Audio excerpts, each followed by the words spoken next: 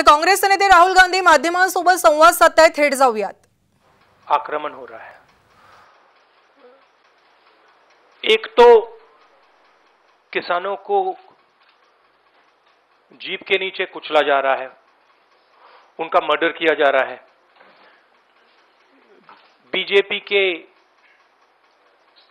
Home minister की बात हो रही है, उनके पुत्र की बात हो रही है, उन पे कोई एक्शन नहीं लिया जा रहा है. दूसरी तरफ पूरे देश के किसानों पर सिस्टमैटिकली एक के बाद एक आक्रमण हो रहा है. पहला आक्रमण लैंड एक्विजिशन बिल को रिवर्स करने का. दूसरा, ये जो 3 नए कानून लाए हैं, और आज सिस्टमैटिकली जो किसानों का है उनसे छीना जा रहा है. और ये चोरी सबके सामने हो रही है. इसलिए देश के किसान दिल्ली के बाहर बैठे हैं. कल प्रधानमंत्री जी लखनऊ में थे, मगर प्रधानमंत्री जी लखीमपुर खीरी नहीं जा पाए.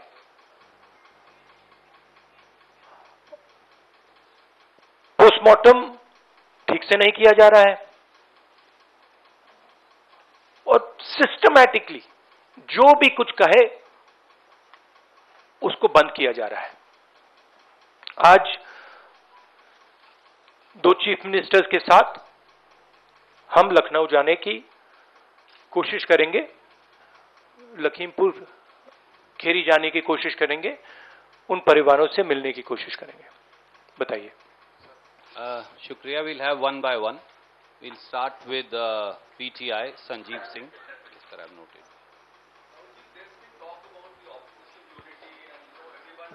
This is please be clear. This is a press conference about the farmers issue and the murder that has taken place in Uttar Pradesh. I would recommend that you don't try and distract that. I'm here to speak on that issue. I'm not going to get involved in that. If you are interested in asking a question about the farmers, you're welcome to do so.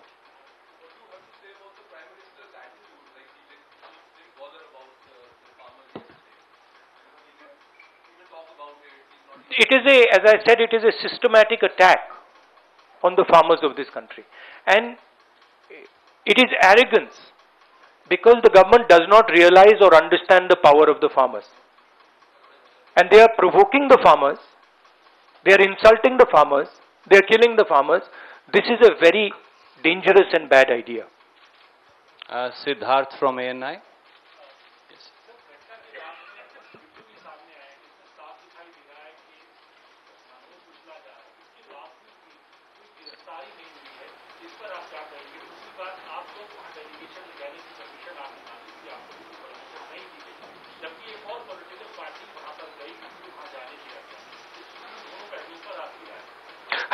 हमने उसके बारे में चिट्ठी लिखी है.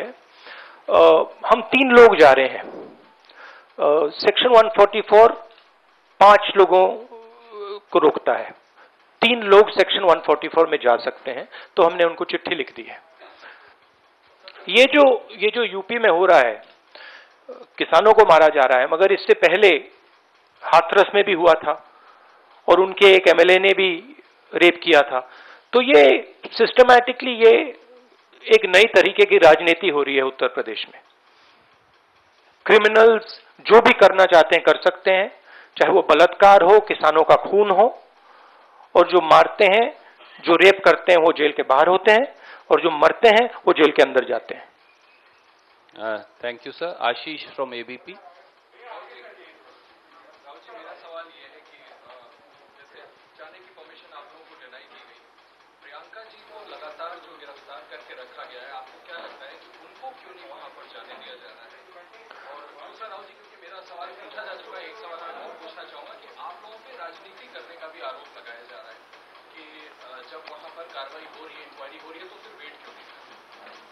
मतलब हम वहां जाके देखना चाहते हैं, समझना चाहते हैं, परिवार को सपोर्ट देना चाहते हैं।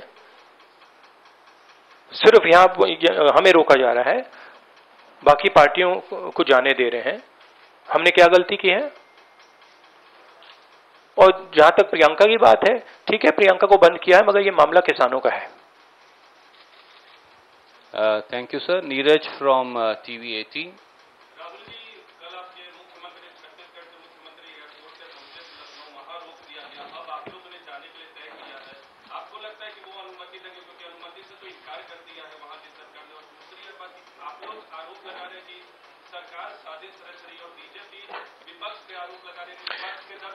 देखिए, ये मैं आपको थोड़ा समझा देता हूं। जैसे अभी आपने बोला ये राजनीति हो रही है। देखिए, हमारा काम, ऑपोजिशन का काम प्रेशर बनाने का होता है।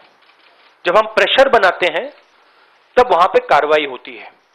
हाथरस में हमने प्रेशर बनाया, तब जाके कार्रवाई हुई।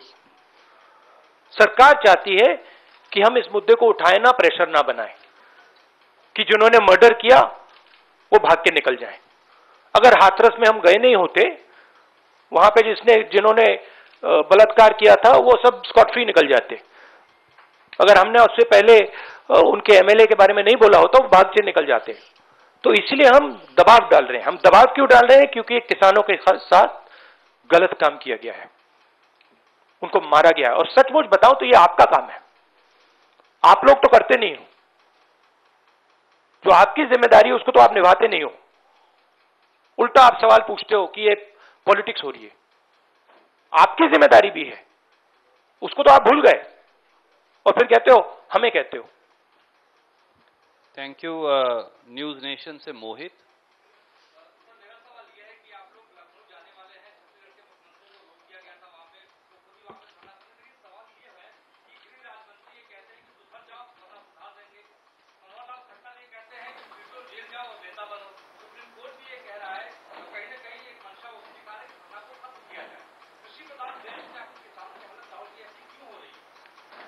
क्योंकि देश का जो ढांचा है, इंस्टीट्यूशनल जो स्ट्रक्चर है, उसको बीजेपी आरएसएस ने काबू कर लिया है। और ये सिर्फ मीडिया की बात नहीं है। आप जानते हो मीडिया को किस प्रकार से कंट्रोल किया जाता है। इसी प्रकार से हिंदुस्तान के सब इंस्टीट्यूशंस को कंट्रोल किया गया है। सिंपल सा आंसर है। Thank you sir. NDTV. Dictatorship, देखिए, यहां पे जो डेमोक्रेसी हुआ करती थी, आज हिंदुस्तान में डिक्टेटरशिप है।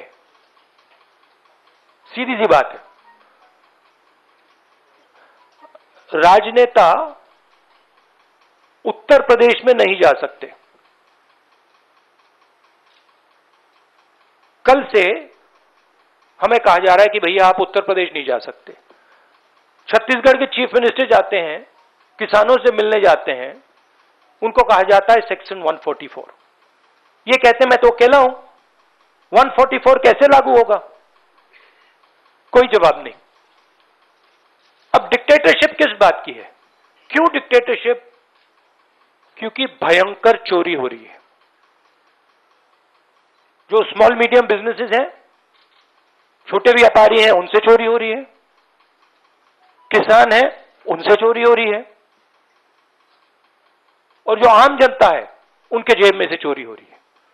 पेट्रोल डीजल के दाम बढ़ते जाते हैं और जो हिंदुस्तान की आवाज है उसको कुचला जा रहा है। Sunil.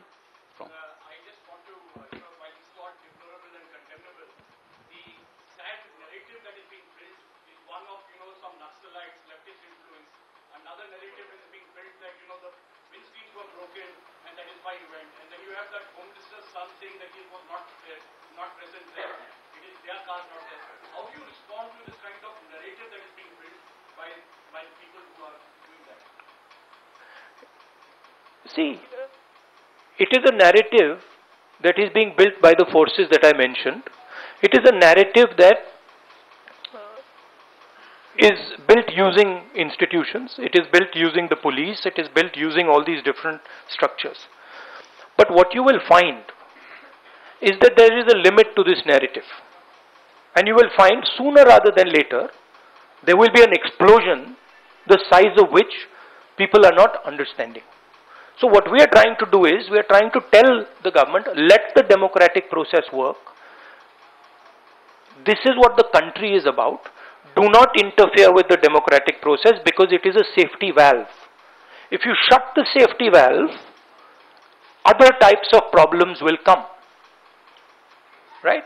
So, we are pushing for maintaining the democratic process. We are also pushing, when the chief ministers, myself, others go to visit this family, we are trying to give them confidence that in this country, you cannot be run over by a criminal who calls himself the Home Minister's son, and then nothing happens. We are not going to allow that. That is the message we are trying to give him. It's a message of hope. Right? Today, those families don't have hope. Today, the farmer doesn't have hope. That is what we are doing. 1 second. Sunil, please don't mind. One question at a time. There are other friends waiting. Supriya, please.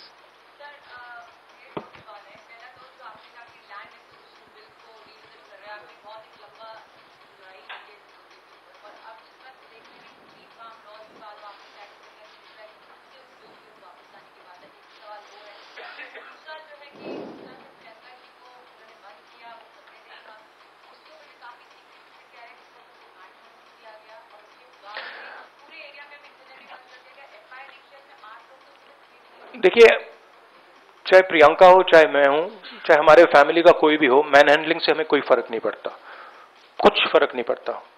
हमारे से आप कुछ भी कर लीजिए, हमें कोई फर्क नहीं पड़ता। हम किसानों की बात कर रहे हैं। हमें बंद कर दीजिए, मैन हैंडल कर दीजिए, मार दीजिए, गाड़ दीजिए, कोई फर्क नहीं पड़ता। हमारी ये ट्रेनिंग है, सालों पुरानी ट्रेनिंग है। ये ट्रेनिंग हमें फैमिली, हमारे परिवार देता है, तो उससे कुछ फर्क नहीं पड़ेगा। नहीं, लैंड एक्विजिशन